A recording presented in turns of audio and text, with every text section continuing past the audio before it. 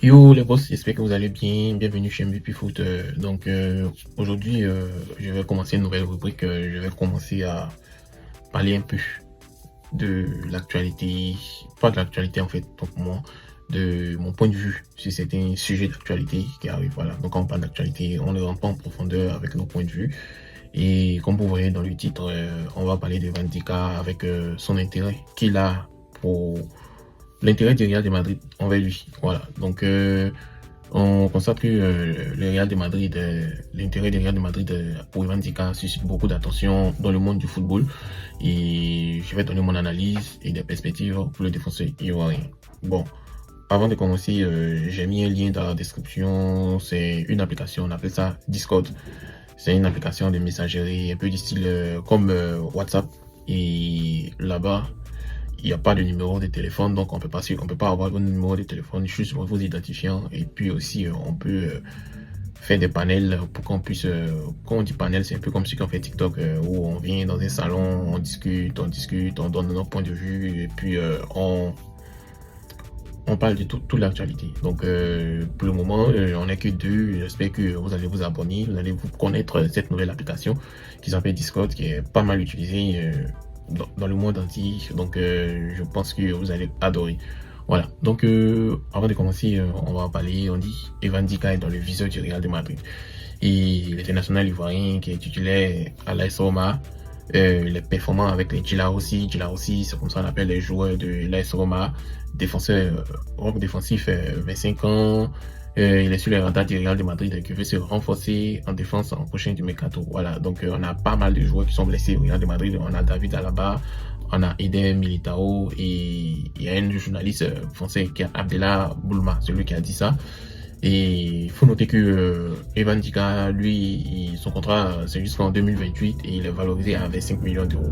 Il n'est pas cher et il est performant. Voilà, donc c'est pour cela le Real de Madrid le veut. Bon.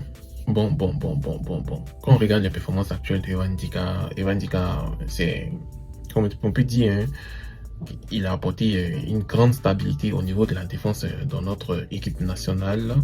C'est un joueur qui se blesse rarement. C'est un joueur qui a un comportement exemplaire. Et c'est ce genre de joueur que de grandes institutions comme le Real de Madrid et pas mal d'autres institutions le veulent dans son équipe. Et récemment, vous avez vu, Evan Dika a été,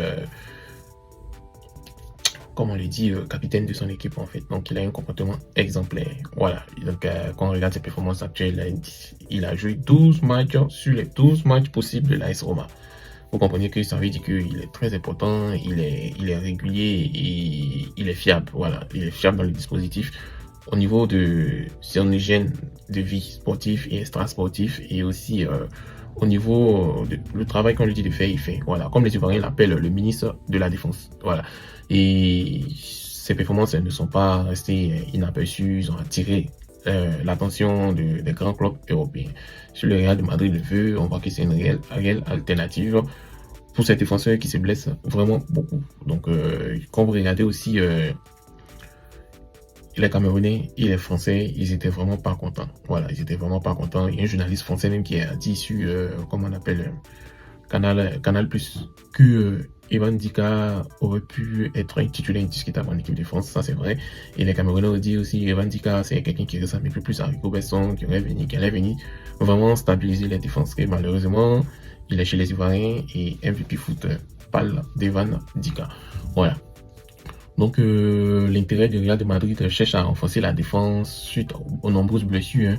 Voilà, donc c'est une stratégie de recrutement pas chère, 25 millions d'euros, pas cher. Et 25 ans, je pense qu'il peut rester là-bas peut-être 5, 6 ou 7 ans au Real de Madrid. Donc, mais, il y a quelques défis qui vont s'annoncer à lui. Pas mal de défis. On a l'adaptation au style de jeu. Est-ce que le style de jeu de Evan Dika va correspondre au style de Real de Madrid? Donc, on sait tous que le passage en série A de la série A à la Liga nécessite une adaptation tactique pour Ndika. Il y a pas mal de défenseurs qui l'ont fait. Il y a Fabio Cannavaro qui l'a fait. Donc, le Real de Madrid a des exigences très élevées en termes de jeu et de pression médiatique. Si c'est le côté jeu, c'est le bon candidat. Si c'est le côté pression médiatique, c'est quelqu'un qui est facile. La preuve, Evan Dika est arrivé en sélection nationale, hein, il n'a même pas pris les photos où les joueurs arrivent, on les prend en photo, on fait tout ça là. Evan Dika n'a même pas fait de tout ça. Il est resté discret, il n'a pas préféré prendre des photos, il est resté, et c'est pendant l'instant, on a vu qu'il était arrivé. Voilà, donc il est très très discret et c'est ce genre d'attitude que certaines institutions aimeraient avoir. Il y a des gens qui veulent être stars, il y a des gens qui veulent être discrets et côté défense, si tu as une très bonne hygiène de vie, les grands clubs vont te prendre. Voilà. Et puis, on dit le style de jeu. Voilà. Comme vous avez regardé un peu le style de jeu du Real de Madrid récemment, eux, ils font les longs ballons.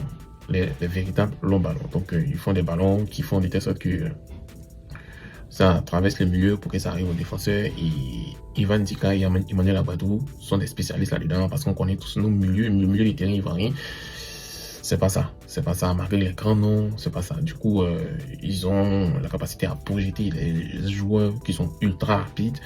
Vu, on a Simon Adingra, on a Béni Traoré sur le côté de Ivan Dika. Donc, je pense que ça va être un petit problème pour Ivan Dika. Et puis, bon, le gros défi qui est sur le port Real de Madrid, c'est la concurrence. Voilà, quand Eden Militao va revenir, quand David Alaba va revenir, on sait tous que la défense du Real de Madrid compte des joueurs de classe mondiale. Donc, il devait faire face à une forte concurrence dans l'équipe titulaire. Mais, je sais pas quoi, mais je suis confiant. Je suis confiant si lui, il est...